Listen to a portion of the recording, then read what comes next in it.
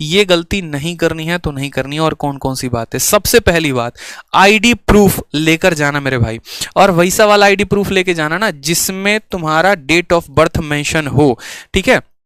बहुत बच्चे सेंटर पे पहुंच जाते हैं, इसे स्टाइल में आधार कार्ड निकालते हैं, एग्जामिनर को देते हैं, और एग्जामिनर भी स्टाइल में आधार कार्ड तुमको वापस कर देता है और बोलता है भैया निकलो यहाँ से। अब इस बात में बच्चा रो रहा होता है, काहे सर आधार कार्ड लेके आए हैं, डेट ऑफ बर्थ वहां पे नहीं लिखा हुआ था, पेपर हमको नहीं देने दिया गया। बैठ के गेट पे धरना देगा, चिल्लाएगा, एसएससी को मेल करेगा। भैया एसएससी मेल में लिख चुकी है तुमको बड़े बड़े अक्षरों में, आधार कार्ड ऐसा लेकर जाए जिसमें आपका जन्म तिथि लिखा हुआ हो, नहीं तो आप कोई दूसरा ऐसा डॉक्यूमेंट लेके जाए जिन पे जन्म तिथि लिखा हुआ हो। तो जितने नए बच्चे हैं जो पहली बार पेपर देने जाएंगे वैसा ही वाला आईडी प्रूफ लेके जाएंगे जिन पे जन्म तिथि लिखा हुआ हो मेरे भाई, ठीक है। दूसरी बात, यहां पर टाइम से सेंटर पर जाना है, ये भी हम आपको बता देते हैं। बड़ा होशियार कुछ लोग हो रहे होते हैं, लास्ट टाइम तक पढ़ाई करते रहेंगे, अरे वो सर का फॉर्मूला आया जल्दी से तनी देख लेते हैं, अरे जल्दी से वो जीएस वाला करंट अफेयर वाला क्वेश्चन एगो सीरीज आया निपटा लेते हैं, और करते करते करते करते सेंटर में एंट्री करेंगे नहीं। जब वहां पर जाएंगे, जैसे स्पेशली दिल्ली में जो मैंने महसूस किया है वो क्या किया है, जैसे मानो सेंटर का नाम ऐसे होता है government boys senior secondary school Saket. अब साकेत में ही जाओगे ना तो इस नाम से 5 को तुमको स्कूल मिल जाएगा। अगर तुमने सेंटर पहले बाबू नहीं देख रखा ना तो वहां जाके भटकते रहना, 1 मिनट से भी लेट हुई तो फिर अगले साल के लिए जाओ, उस दिन तो नहीं दे पाओगे पेपर। इसीलिए सेंटर पर टाइम से पहुंचना। तीसरी बात, यहां पर एकदम नीचे से मैं यहां शुरू कर रहा हूं, ठीक है। तीसरी बात, वापसी जरूरी है, इस बात को ध्यान रखो। वापसी कैसी? जैसे देखो आपने करण अर्जुन मूवी देखी थी ना, वहां पर भी जो राखी बोलती थी क्या बोलती थी, मेरे करण अर्जुन वापस आएंगे। तो बस मेरे भाई, अगर शुरू के 5 मिनट आपके खराब हो गए तो इससे ये मत सोचना कि आपका पेपर ही खराब हो गया।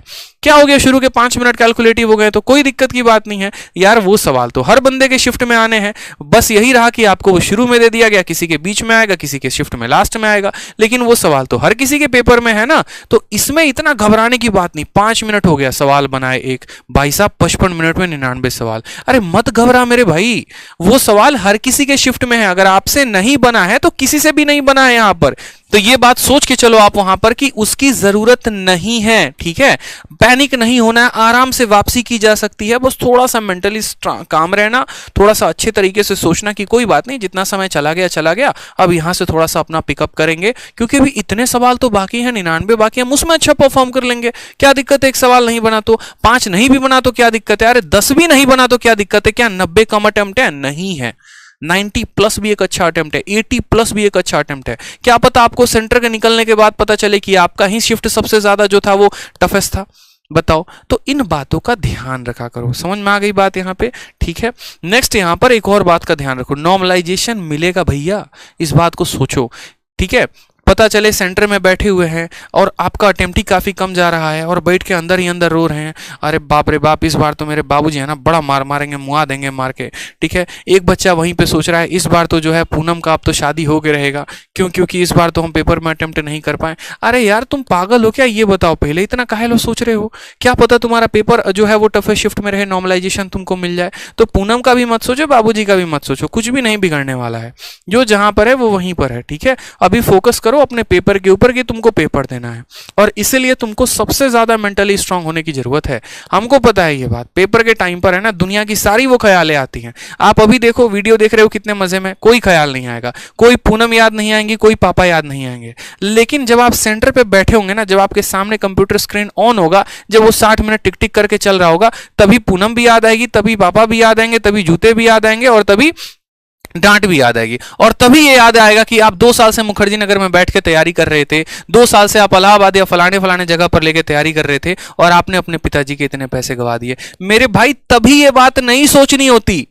आदमी क्यों कहता है कि पूजा करके जाओ, ठीक है, अपने भगवान के आगे मत्था टेक करके जाओ, उससे हमें मेंटल स्टेबिलिटी मिलती है। क्यों कहता है कि दही चीनी खा के जाओ? ये छोटी छोटी जो होते हैं ना, ये हमको शांत करने के तरीके होते हैं, हमारे भावनाओं को कंट्रोल करने के तरीके होते हैं। तो जब आप परीक्षा देने जाते हैं ना, तो सबसे पहले मुस्कुराते जाइए, ठीक है।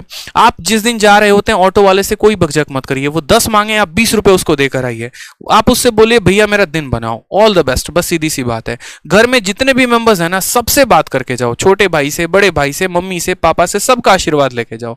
मन में कोई नेगेटिव थॉट नहीं लेना है। उसको भी फोन मिला के जाओ, नहीं बात हो तो जबरदस्ती बात करके जाओ, लेकिन उसका भी ऑल द बेस्ट लेके जाओ, ठीक है।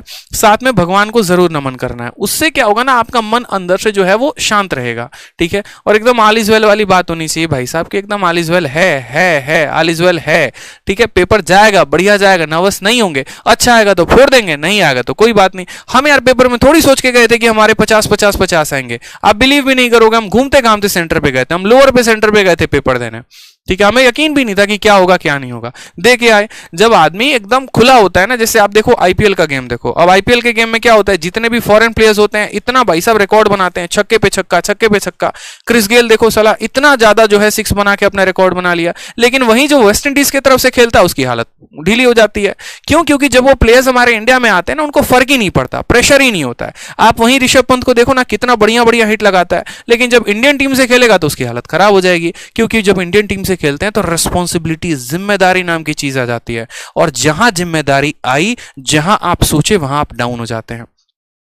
ये सिर्फ आपके साथ नहीं है, ह्यूमन बिहेवियर है, ह्यूमन बिहेवियर। आप इंटरनेशनल क्रिकेटर्स को देखो, क्या उन्होंने जिंदगी में बढ़िया कोच नहीं एक्वायर किए होंगे? क्या जिंदगी में उन्होंने बढ़िया तैयारी नहीं की होगी? सब कुछ किया होगा, लेकिन भाई साहब वर्ल्ड कप या चैंपियंस ट्रॉफी या कुछ भी आता है ना, हालत खराब हो जाती है उनकी।